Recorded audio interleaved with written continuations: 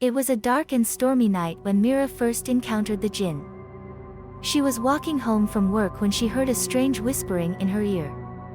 At first, she thought it was just the wind, but as she turned around, she saw a dark figure standing in the shadows.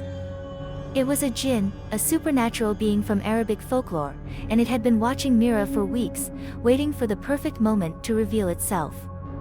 Mira tried to run, but the Jinn was too quick. It grabbed her by the hair and pulled her into the shadows. For the next few days, Mira was trapped in a nightmare world, haunted by the Jinn's twisted and malevolent presence.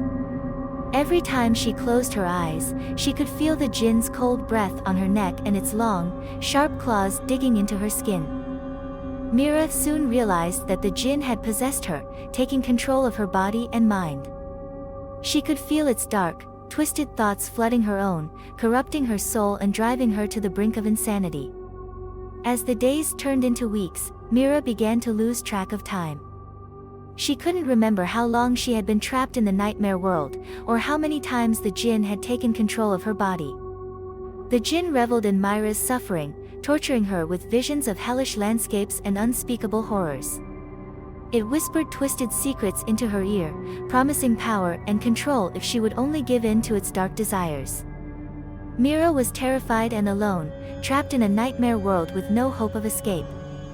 She knew that if she didn't find a way to break the Jinn's hold on her soon, she would be lost forever.